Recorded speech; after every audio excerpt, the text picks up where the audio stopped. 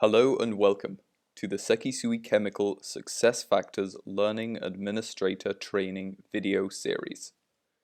In this series, I will explain how to use the basic functions of Success Factors Learning Administration.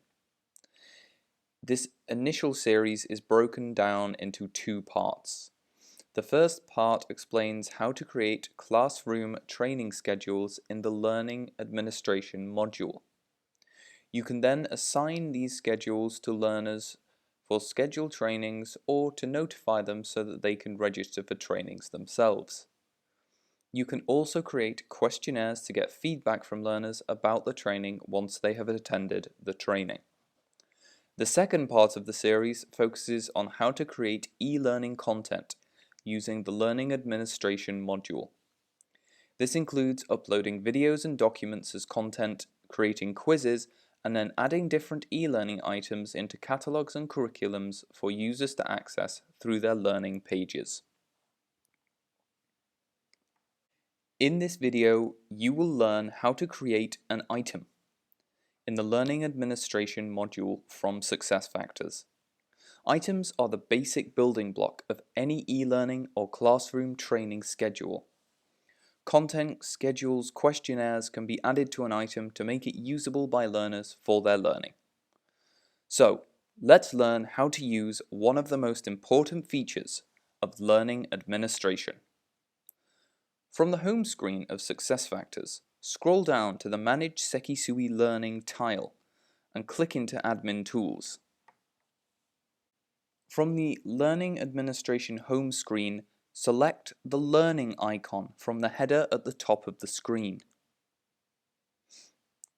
Make sure that you have the Items tab selected on the left side of the screen. Move your cursor over to Add New in the top right of the page and click. When adding a new item, the first thing that we have to do is define how it will be used. There are two main types of item. Items for scheduled training, which is real-world classroom training, and items for e-learning. Today, we will be creating an item for scheduled training, so go ahead and select Scheduled Only.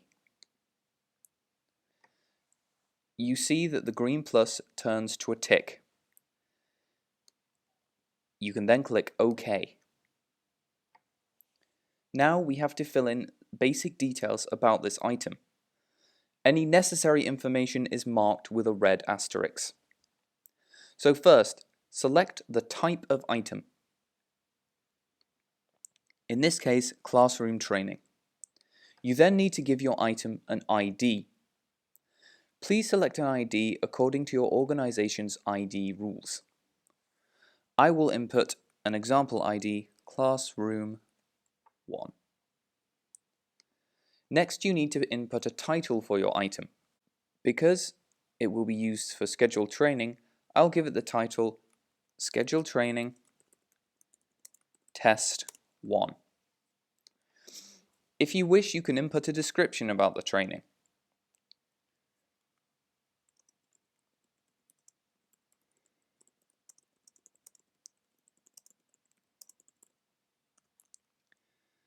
Next, and most importantly, we have to choose a domain for the item. Depending on the domain you select, it will prevent or allow other administrators and users from viewing this item.